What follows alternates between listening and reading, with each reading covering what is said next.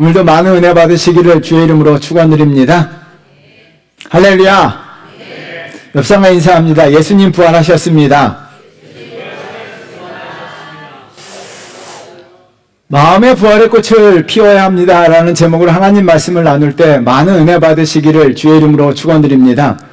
수업 시간에 예전에 선생님께서 아이들에게 이런 질문을 던졌습니다. 얘들아, 봉숭아 꽃이 몇 번 피는지 알고 있니? 여러분, 봉숭아 꽃이 몇 번 피나요? 봉숭아 꽃이 모르시나요? 아시죠? 아이들은요, 이구동성으로 한 번이요 라고 대답했습니다. 그러자 선생님은 이렇게 대답하셨어요. 봉숭아 꽃은 한 번 피는 꽃이 아니야. 3번 피는 꽃이야. 왜 3번 피는지 아니? 하면서 선생님은 설명하기 시작하는 거예요. 봉숭아 꽃은 제일 먼저 양지 바른 땅에서 꽃으로 활짝 피어나. 그리고 여자의 조그만 손톱 위에서 다시 한번 붉게 피어나고 2번째 피는 꽃이야. 마지막으로 한 번 더 펴 봉숭아 꽃물 들인 여자아이를 바라보는 사내 아이들의 사랑하는 마음 속에서 그 꽃이 피어.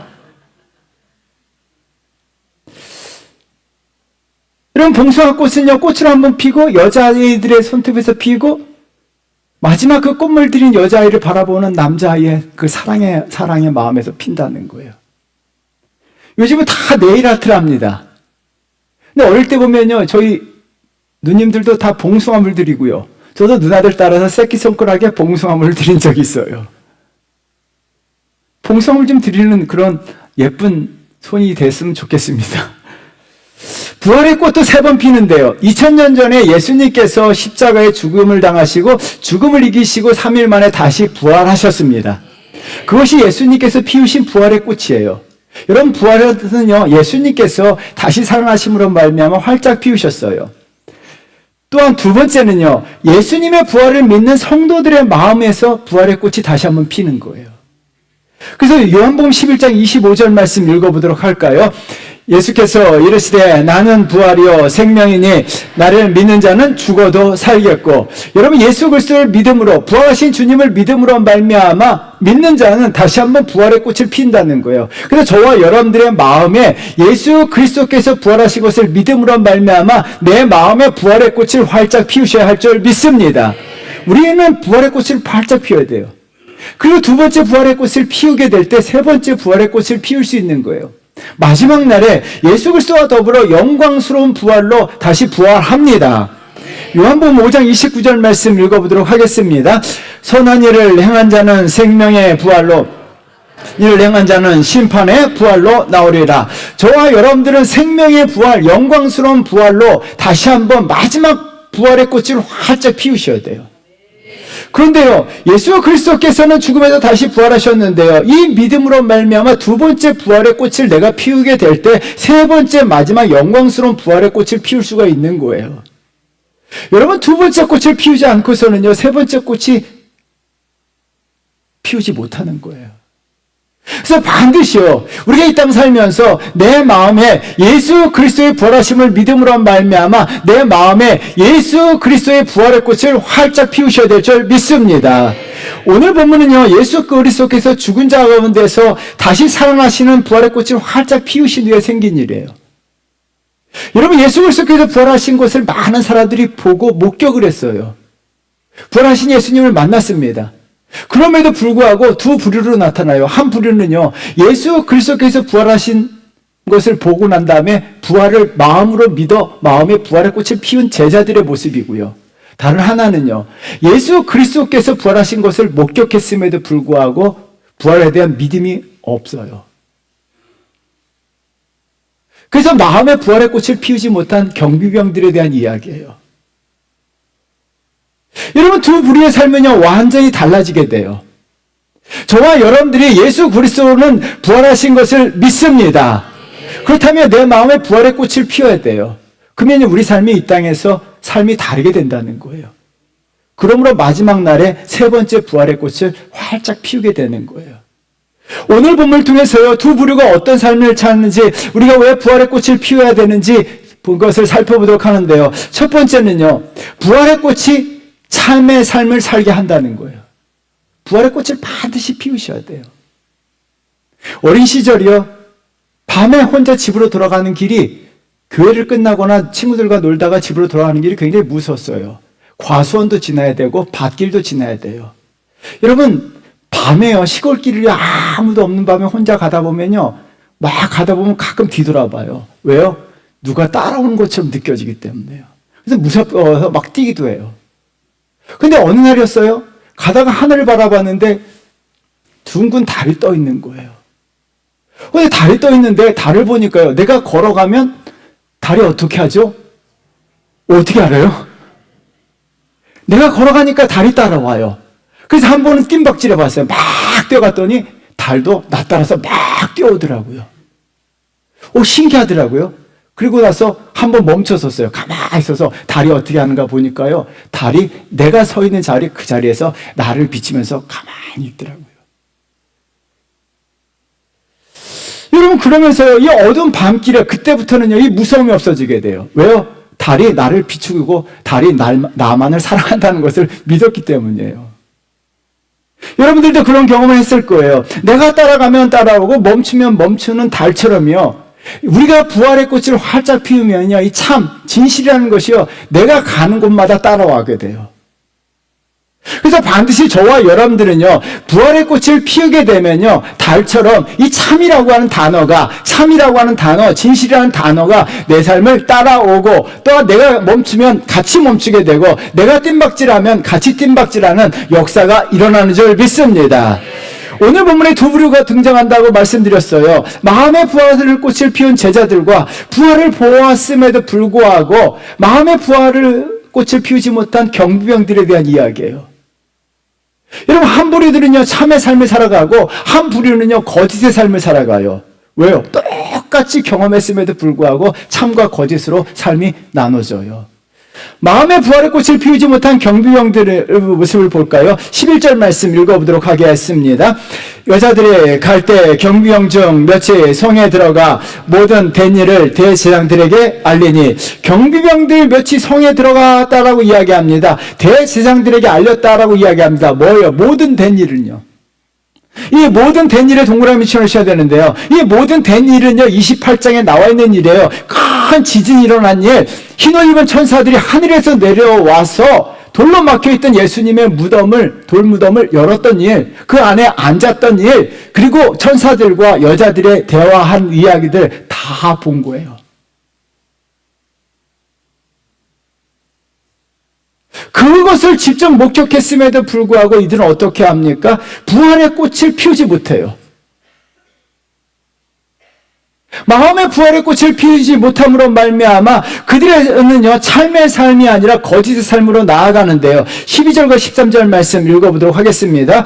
그들의 장로들과 함께 모여 의논하고 군인들에게 돈을 많이 주며 이르되, 너희는 말하기를 그의 제자들이 밤에 와서 우리가 잘 때 그를 도둑질하여 갔다 하라. 경비병들이 어떻게 합니까? 경비병들이 돈을 많이 주고 거짓 증거하라고 이야기하는 거예요.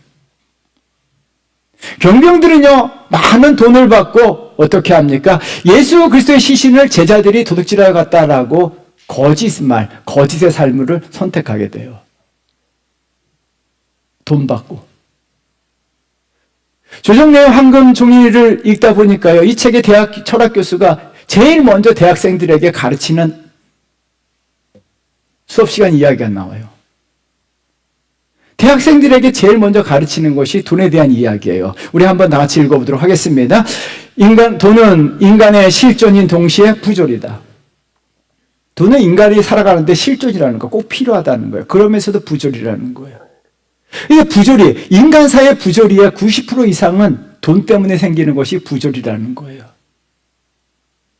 부조리라는 말은요, 우리말 사전에 이렇게 나왔습니다. 조리, 논리에 어긋나는 상태. 인간들은 돈으로 인해서 스스로 부조리의 삶을 살아가요. 어긋난 상태, 맞지 않는 상태를 스스로 만들며 살아간다는 거예요. 경비병들은요, 예수 그리스도의 부활을 직접 목격했음에도 불구하고, 부활하신 것을 먼저 보았음에도 불구하고 그것을 마음에 받들이지 않자 자신의 상태, 자신의 삶을 어떻게 합니까? 논리에 맞지 않게 어긋난 상태, 거짓의 삶으로 나아간다는 거예요. 자기의 삶을 어긋난 상태로 만든다는 거예요. 삐뚤어진 상태로 만든다는 거예요. 왜요? 마음의 부활의 신앙을 받아들이지 못했기 때문이에요. 여러분, 이런 문장이 있어요. 우리 한번 같이 크게 읽어보도록 하겠습니다. 같은 물을 먹고도 뱀은 독을 만들고 소는 우유를 만든다. 같은 쌀밥을 먹고 같은 밥을 먹고도요, 사람들은 어떻게 합니까? 참을 만들어가는 사람도 있고 거짓을 만들어가는 사람도 있다는 거예요.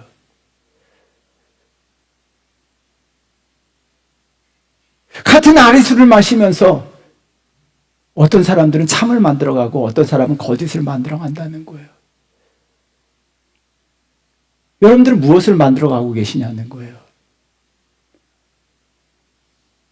예수 그리스도의 부활하신 것을 목격했음에도 불구하고 한쪽 부류는요, 참을 만들어가지만 다른 부류들은 거짓을 만들어간다는 거예요.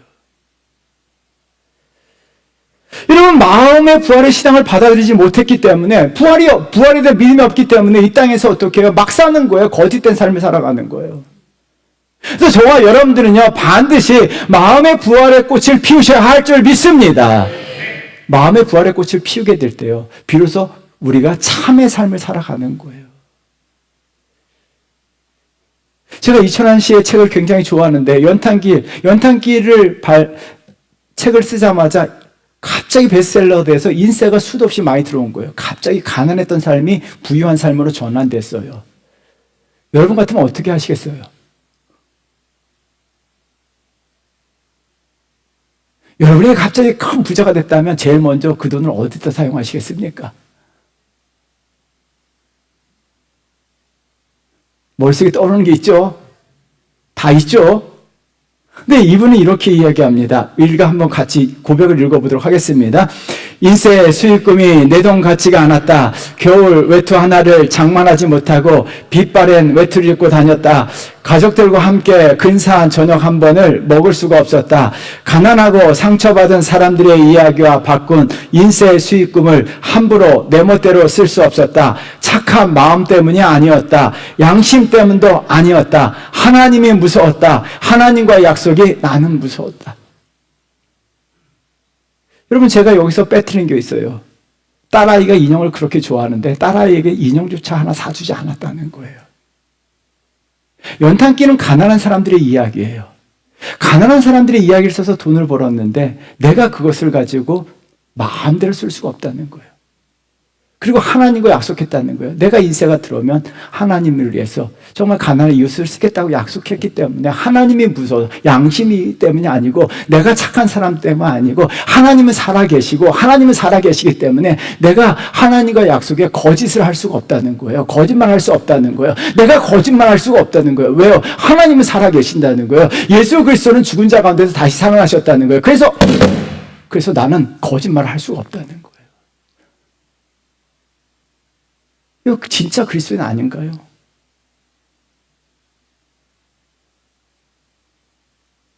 진짜 그리스도인 아닌가요? 이런 사람들이. 누가 그리스도인이냐는 거예요? 교회 다니는 사람들? 아니에요. 누가 진짜 그리스도인이냐는 거예요? 하나님이 살아계심을 믿는 사람들. 예수 그리스도께서 다시 살아나셨다는 믿는 사람들이 진짜 그리스도인 아닌가요? 하나님이 살아계시는데 예수 그리스도께서 다시 사셨습니다. 그런데 어떻게 거짓을 행할 수 있냐는 거예요. 예수님께서 다시 사셨는데 살아계신 하나님 앞에서 내가 거짓 맹세하고 내가 이렇게 하겠다고 약속해놓고 하나도 안 지키고 내가 예배 잘 드리겠다고 약속해놓고 하나님에게도 헌신하겠다고 약속해놓고 거짓할 수가 있냐는 거예요.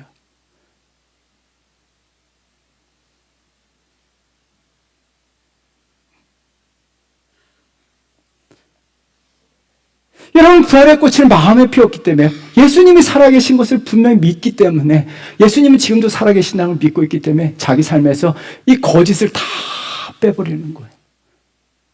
그리고 참으로 채우는 거예요. 박완서의 모래알 만한 진실이라도 이 책을 읽으면서 매는 감동을 많이 받았어요. 박완서 씨가 외국 여행하던 중에 여행 가방을 분실한 거예요. 근데 여행 가방 안에는요, 금은속, 부속, 뭐 명품 시계 같은 것이 하나도 없고 귀중한 건 하나도 없었지만 그 가방 안에는요, 여행 중에서 입었던 옷들, 빨지 않은 옷들이 가득, 속옷이나 겉옷들이 가득 들어가 있는 거예요. 여행 가방을 잃어버렸는데요, 가방이 아까워서가 아니라 그 가방을 누가 열어볼까봐 되게 창피했다는 거예요. 어떤 사람이 가방을 주셔서 딱 열어봤는데 그 후에 더러운 옷들이 자들 있다고 생각해보세요.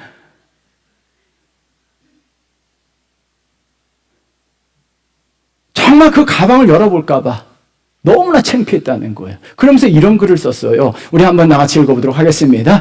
그러나 내가 정말로 두려워할 것은 이 육신이란 여행 가방 안에 깃들었던 내 영혼을 숨을 곳 없는 밝음 앞에 드러내는 순간이 아닐까. 내가 일생 끌고 온 이 남루한 여행 가방을 열 분이 주님이기 때문이다. 여러분, 내 인생의 가방을요, 열어보실 분은 주님이라는 거예요. 그렇다면 주님이 내 인생 가방을, 내 영혼의 가방을 열어봤을 때 내 영혼의 가방 안에 무엇으로 채워져 있냐는 거예요. 더러운 거짓으로 내 영혼의 가방을 채울 수 있냐는 거예요. 그것이 부끄럽다는 거예요. 그것이 싫다는 거예요. 그래서 이분의 책 제목이 뭐예요? 모래 알만이라도. 모래 알만이라는 것이라도 정말 하나님은요, 예수님은요, 내 인생에서 모래 알만한 작은 거짓과 참이라도 다 찾아내신다는 거예요. 그러므로 말미암아 이분은요, 모래 알만이라는 진실이라도, 정말 모래 알만한 작은 것이라도 진실된 삶을 살겠다고 그 가방을 잃어버린 후에 결심했어요. 그리고 자기의 글조차도 진실된 글만 쓰겠다고 결심한 거예요. 모래 알만이라도 한 진실을 하겠다는 거예요. 여러분의 인생의 영혼에 무엇으로 채우고 계십니까? 예수님께서 여러분의 인생 가방을 활짝 열어보셨을 때 여러분의 인생 가방 안에는 무엇으로 열었을 때 더러운 것으로 여러분 얼마나 실망하시겠어요?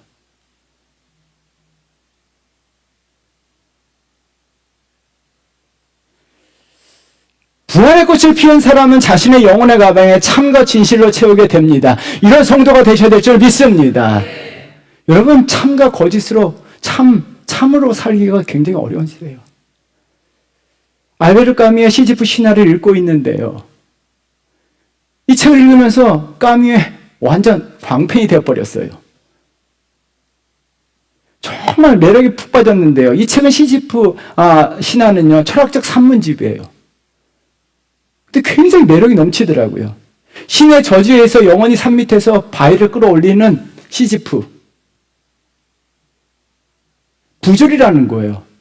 여러분, 인생이 얼마나 부조리합니까? 이 산에 여러분 힘들게 산 꼭대기까지 바위를 끌어올렸습니다. 그런데 그 바위가 다시 뚜루룩 내려와요. 시지프의 운명처럼요, 인간은 부조리한 세계 속에 던져진 존재라는 거예요. 그래서 여러분들이 살고 있는 세상, 나란 존재는 세상에 태어날 때부터 부조리한 세계 속에서 던져진 존재 속에 살아가고 있다는 거예요. 그러면서요, 까뮈가 이야기하는 거예요. 부조리한 세상 속에서 최선의 반항은 끝까지 삶을 유지하라고 이야기합니다. 이분은 자살을 거부하고 끝까지 삶을 유지할 것을 강조하는데요, 저와 여러분들도 부조리한 세상 속에 던져진 세상입니다. 그래서 그리스도인들의 반항은 뭐예요? 부조리에 대한 반항이 있어야 한다는 거예요. 그 반항은 어떻게 해요? 세상은 부조리하고요, 논리에 맞지 않고 어긋났다 할지라도 우리는 거기에 대한 반항을 하는 거예요. 반항은 뭐예요? 끝까지 참 진실된 삶을 살아가야 될 줄 믿습니다. 그래서 이분이 이런 얘기합니다. 읽어보도록 하겠습니다. 나는 사람들의 도덕에 대해 잘 알면서도 나쁜 행동을 하는 것을 보았다. 정직한 사람은 규칙 따위를 필요로 하지 않는다는 것을 나는 매일같이 확신한다. 여러분, 도덕에 대해서 잘 알면서요, 성경에 대해서 잘 알면서도 나쁜 짓 하는 사람들 너무 많다는 거예요.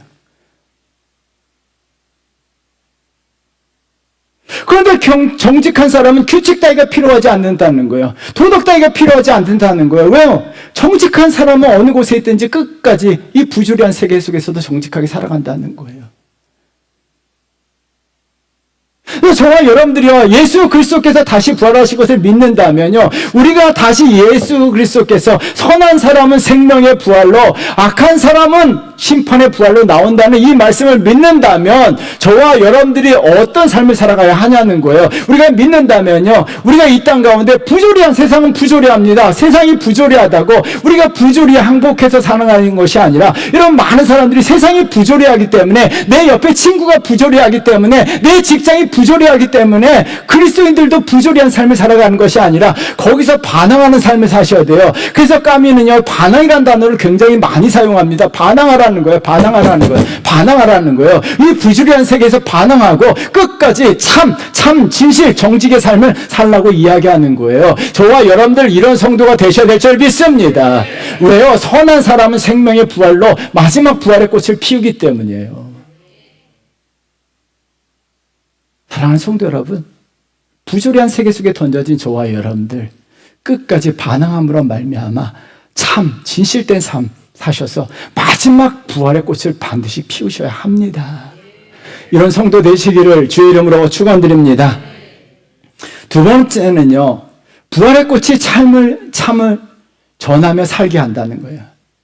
여러분, 세렌디피티라고 하는 단어가 있어요. 이 단어는요, 이런 의미가 있습니다. 읽어보도록 하겠습니다. 완전한 우연으로부터 중대한 발견이나 발명이 이루어지는 것을 말한다. 이런 플레밍이라고 하는 학자가요, 배양 실험을 하던 중에 실수로 푸른 곰팡이를 혼합시켰어요. 잘못한 거지. 실수했어요. 큰 실수 저질렀어요. 근데 큰 실수를 저질렀는데 거기서 페니실린이라고 하는 놀라운 약을 발견하게 된 거예요. 여러분, 인류의 획기적인 변화가 페니실린이에요. 감염증으로부터 이 페니실린이 치료약이 된 거죠. 근데 이 사람이 실수함으로 말미암아 페니실린을 발견하게 된 거예요. 이런 단어, 이럴 때를 우리가 세렌디피티라고 이야기합니다. 그런데 이 세렌디피티를 요즘 사회학에서는 이런 단어로 사용합니다. 읽어보도록 하겠습니다. 뜻밖의 상황에서 좋은 기회를 포착하는 재능, 능력. 여러분, 그 세렌디피티의 능력이 참 필요하다는 거예요. 뜻밖의 상황 속에서 이것을 기회를 포착해낸 능력이 있는 사람이 세상에서 성공한다는 거예요. 그런데요, 이 세렌디피티의 능력을요, 두 가지로 나눠진다는 거예요. 한 사람은 선하게, 다른 사람은 잘못되게, 거짓되게 사용한다는 거예요. 오늘 본문에 등장하는 경비원들은요, 세렌디피티의 능력을 거짓에 사용하고 있는데요, 예수 그리스도의 부활로 돈을 버는 데 사용합니다. 12절 13절 말씀 다시 한번 읽어보도록 하겠습니다. 그들이 장로들과 함께 모여 의논하고 군인들에게 돈을 많이 주며 이르되 너희는 말하기를 그의 제자들이 밤에 와서 우리가 잘 때 그를 도둑질하여 갔다 하라. 여러분, 돈을 많이 준다라고 이야기합니다. 그래서 이 경비병들은요, 정말 뜻밖의 상황에서 예수 그리스도의 부활로 말미암아 돈을 많이 벌게 돼요. 할렐루야. 좋아요. 돈만 얘기 나오면 좋죠.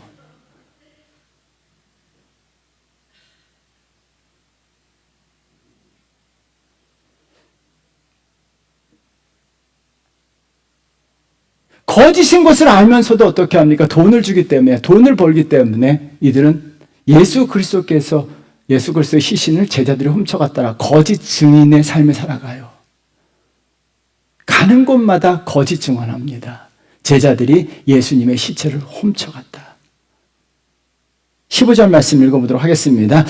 군인들이 돈을 받고 가르친 대로 하였으니 이 말이 오늘날까지 유대인 가운데 두루 퍼지니라. 돈을 받고 가르친 대로 했다라고 이야기합니다. 오늘날까지 유대인 가운데 두루 퍼졌다라고 이야기합니다. 세렌디피티의 재능으로 돈을 버는데 여러분, 거짓을 통해서 거짓 증언하며 살아간다는 거예요. 그런데 여러분, 주님의 제자들은요, 한 가지 명령을 내려요. 주님에게 이런 명령을 내립니다. 18절부터 20절까지 우리 크게 읽어보도록 하겠습니다.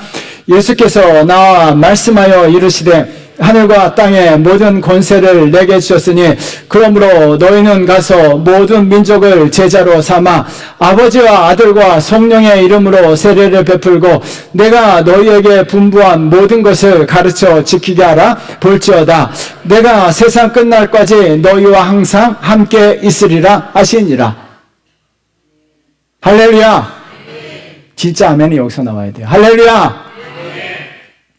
부활의 증인으로 모든 민족을 제자 삼아서 부활의 소식을 전하는 증인의 삶을 살라고 예수님께서 대사명을 주셨어요. 이 사명은 제자들뿐만 아니라 모든 제자들, 예수 그리스도의 부활을 믿는 자들은요, 이 대사명을 가슴에 품고 예수 그리스도의 부활의 증인으로서 부활을 증거하며 살아야 될 줄 믿습니다. 왜요? 부활은 거짓이 아니고 참인 줄 믿습니다. 예수님은 다시 부활하신 줄 믿습니다. 우리가 그 부활을 진짜로 믿는다면요, 부활을 증거하며 사셔야 돼요. 여러분, 우리는 뜻밖의 제자들은 어떻게 해요? 예수님의 말씀을 붙들고 뜻밖의 상황 속에서도요, 어떻게든지 어떤 상황 속에서든지 부활을 증언하는 증인의 삶을 살아가요. 기회만 있으면요, 그 기회를 포착해서 예수 그리스도께서 다시 살아나셨다라고 증거하고 다요. 어떤 상황 속에 있든지요, 기회를 포착합니다. 사람들을 만날 때마다 예수 그리스도께서 다시 부활하셨다라고 하면서 부활의 메시지를요, 사람이 듣던 듣지 않던 간에 그 부활의 증인으로서 정말 생명 걸고 그 부활의 증인으로 살아가요. 여러분, 우리는요, 자기 제자들은 복음 부활의 증인 전하는 삶을 살았고, 경비병들은 돈을 받고 거짓을 증언하는 삶을 살았어요. 왜 이런 일이 벌어졌을까요? 이게 중요한 이유가 있어요. 여기 한 가지 중요한 포인트가 있는데요.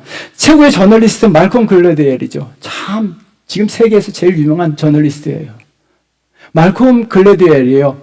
코로나 상황을 견디면서 정말 세상에 놀라운 통찰력을 한 가지 발견했어요. 코로나 시대를 경험하면서요. 그 한 문장을 이렇게 이야기합니다. 우리 한번 같이 읽어보도록 하겠습니다. 당신이 누구인가가 아니라 누구에게 노출되어 왔느냐가 감염에 있어 중요한 문제다. 여러분, 누구인가가 중요하지 않아요. 대통령이냐, 국무위원이냐, 장관이냐, 노동자냐 중요하지 않다는 거예요. 내가 누구와 함께 했느냐, 누구에게 노출되느냐에 따라서 내가 감염이 되는 거예요. 대통령도요, 코로나 환자 옆에 있으면 대통령도 감염돼요.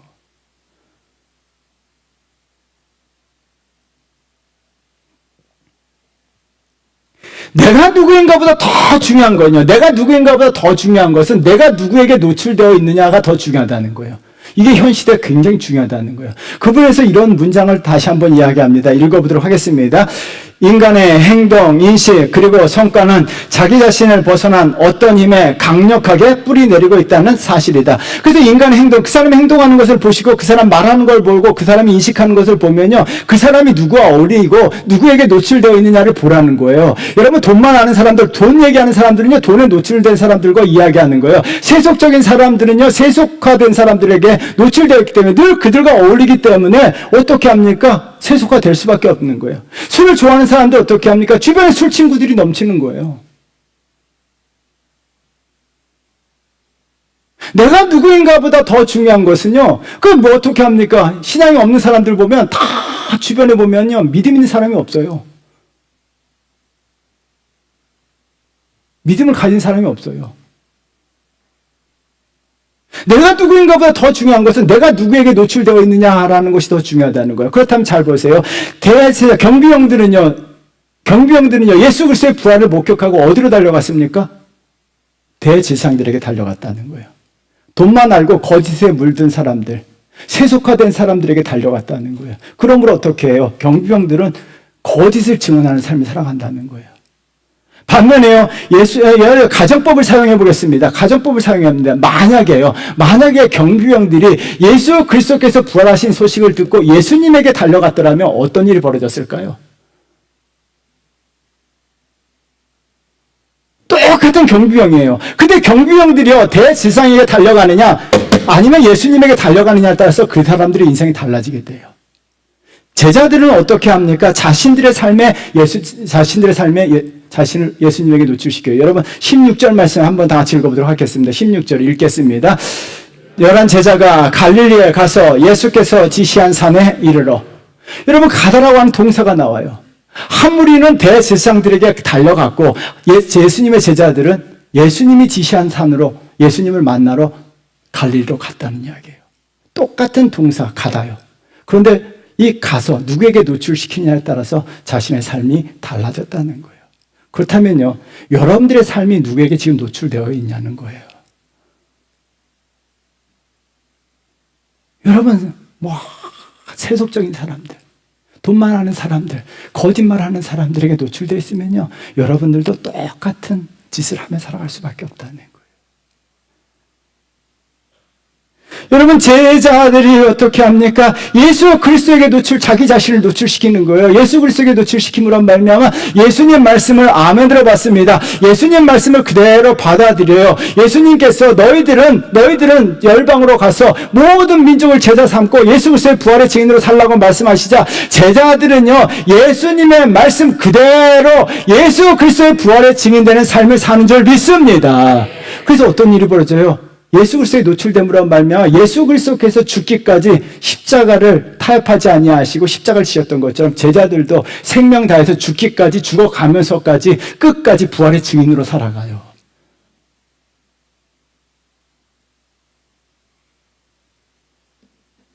여러분, 그들은 목에 칼이 들어와도요, 불이 나지 않아요. 소설가 하창수 씨와 의예수 씨의 대화가 뚝이라고 하는 책에 기록되어 있는데요. 하창수 씨가 이 기독교인들 보면서 이런 질문을 하는 거예요. 우리 한번 같이 읽어보도록 하겠습니다. 우리가 아는 이러한 사람들은 하나같이 목에 칼이 들어와도 뜻을 굽히지 않겠다 하고 말했습니다. 하지만 일단 목숨을 건지고 나서 나중에 뜻을 펼쳐도 되지 않을까요? 여러분, 어떻게 합니까? 죽이겠다고 칼로 위협합니다. 그럼 일단 살고 보자. 너 예수 믿으면 죽이겠다고 칼로 위협합니다. 여러분, 어떻게 하겠습니다? 일단 살고 보고, 나 예수 안 믿어요! 하고 한 다음에 일단 살고 보고 나중에 나서 회개하고, 예수 믿으면 되겠다. 여러분, 그렇게 생각하시냐? 그게 맞잖아요. 일단 살고 봐야 되잖아요. 근데 예수 씨가 이런 대답을 해요. 여러분, 한번 읽어보세요. 읽겠습니다.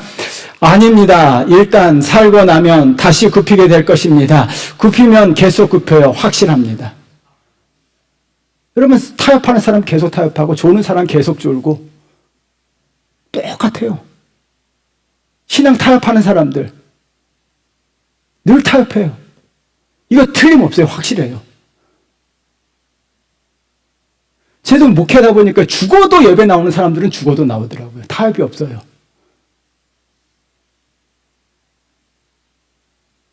근데 늘 타협하는 사람은 타협해요. 오늘 하루 주일 성수 타협하는 사람 또 타협해요. 오늘은 일이 있으니까. 여러분, 타협하는 사람은요 또 타협해요. 그리고 또 어려운 일이 있으면 주여 하면서 매달리고. 제자들은요, 부활하신 예수님을 만나기 전에는요 타협했어요. 근데 부활하신 예수님, 부활의 신앙의 꽃이 활짝 피우고요, 예수님에게 가까이 예수님에게 자신을 노출시키자마자 어떤 일이 벌어집니까?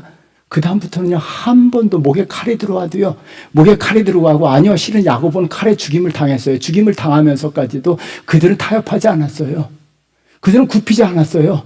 부활을 믿었기 때문에요. 부활을 믿었기 때문에, 죽어도 나는 예수가 부활하신 것을 믿고 있기 때문에 너 부활의 증인되면 너 죽이겠다고 칼을 목에 대도요, 그들은 목에 대도 목을 들이댔어요.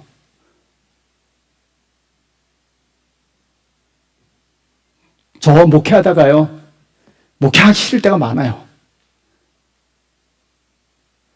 목회하기 싫기보다는 왠지 이렇게 목회가 힘들다는 쓴수 생각이 들 때마다 제가 히브리서 11장을 묵상하면서 다시 회복해요. 그리고 히브리서 11장 중에서 제일 많이 본 말씀이 35절 말씀이에요. 이 12장 35절 말씀이 다시 마음이 탁 도전을 받아서 다시 힘차게 목회하려고 해요. 우리 35절 말씀 우리 한번 다 같이 읽어보도록 하겠습니다. 여자들은 자기의 죽은 자들을 부활로 받아들이기도 하며, 또 어떤 이들은 더 좋은 부활을 얻고자 하여 심한 고난을 받되 구차히 풀려나기를 원하지 아니하였으며. 여러분, 여기서 죽의 문장을요, 제가 성경책에 정말 엄청 큰 표시를 해놨어요. 더 좋은 부활을 얻고자 하여. 그 다음에 구차히. 이 두 단어예요. 하나의 문장. 더 좋은 부활을 얻고자 해서 여자들이란 단어 보세요. 여자들임에도 불구하고 구차하게 풀려나는 것을 원치 않았다는 거예요. 이 구차다는 단어가 우리말 사전에 이렇습니다. 말이나 행동이 떳떳하거나 버젓하지 못하게 라는 뜻을 가지고 있어요. 이러면 구차해요. 경비원들은 돈 때문에 구차하게 정말 예수 그리스도의 부활을 거짓 증언해요. 여러분, 세상에 구차하게 정말 예수 믿는다고 하면서 주일 성수 어겨요.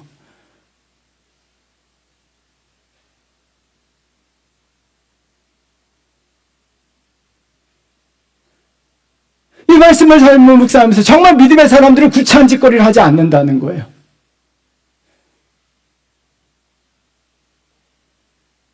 정말 세상에 무엇 때문에 구차하게 살지 않는다는 거예요. 정말 더 좋은 부활을 얻고자 하기 위해서, 정말 예수 그리스도의 영광의 부활을 하기 위해서 구차한 짓거리를 하지 않겠다는 거예요. 구차한 짓거리를 하지 않겠다는 거예요. 정말 구차한 짓거리를 하지 않는다는 거예요. 여러분, 구차하게 신앙생활을 하면서는 안 된다는 거예요. 구차하게 겨우겨우 뭐 세상적인 것 때문에 예수 그리스도께서 나를 위해서 죽으시고 다시 부활하셨는데, 정말 예수 그리스도께서 나를 위해 죽으셨다는 걸 정말 믿는다면, 여러분, 예수 그리스도는요, 나를 위해서 죽으신 줄 믿습니다.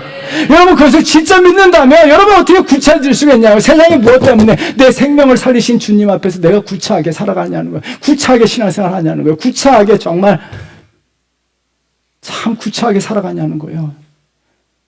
남자들이 성차별적인 발언이에요.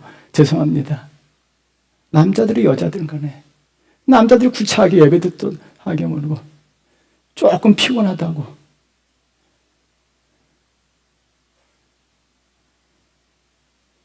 여자들조차도 구차한 짓거리 하지 않았다는 거예요. 당당했다는 거예요. 목에 칼이 들어와도.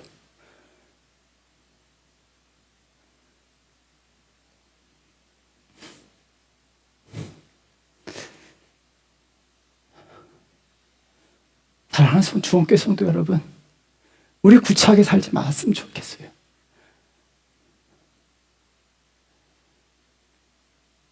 참 구차하게 신앙생활 하지 않았으면 좋겠어요. 구차한 짓거리 하지 않았으면 좋겠어요.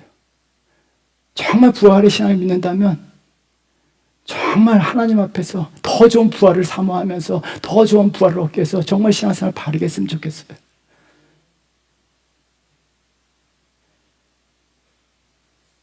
좀 신앙생활 떳떳하게 했으면 좋겠어요. 바르게요.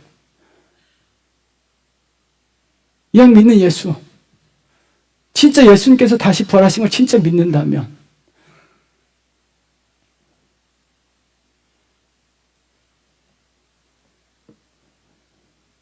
여러분, 오늘 말씀이 충격이 됐으면 좋겠어요. 여러분 심장이 충격이 됐으면 좋겠어요.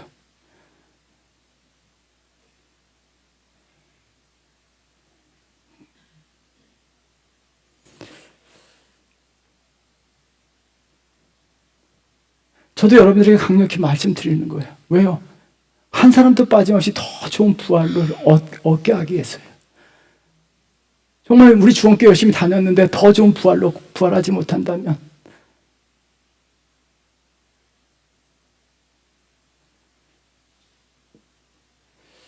이들은요, 목에 칼이 들어와도 부활의 증인으로서 부활을 증거하며 살았어요. 왜요?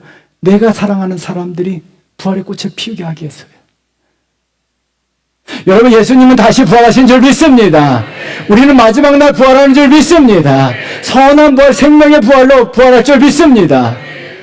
그렇다면요, 우리가 그거 진짜 믿는다면 내가 사랑하는 모든 사람들이 동일하게 선한 부활로, 생명의 부활로, 영광스러운 부활로 부활해야 돼요. 그러기 위해서 어떻게 해요? 그들에게 부활의 증인 되셔야죠.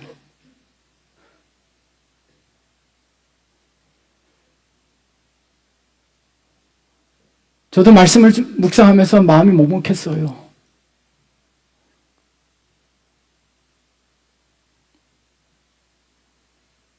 마음이 아팠어요. 왜? 우리 성도들 가운데 이 부활의 신앙이 없었으면 어떻게 할까? 저와 여러분들, 예수님은 다시 부활하신 것을 믿고 구차하게 신앙생활하지 마시고 정말 목에 칼이 들어와도 이 믿음 지키고 이 생명 지키는 그런 성도 되셨으면 좋겠어요. 할렐루야! 무겁죠? 근데요, 무거우셔야 돼요. 마음의 무거움으로 다가오셔야 돼요.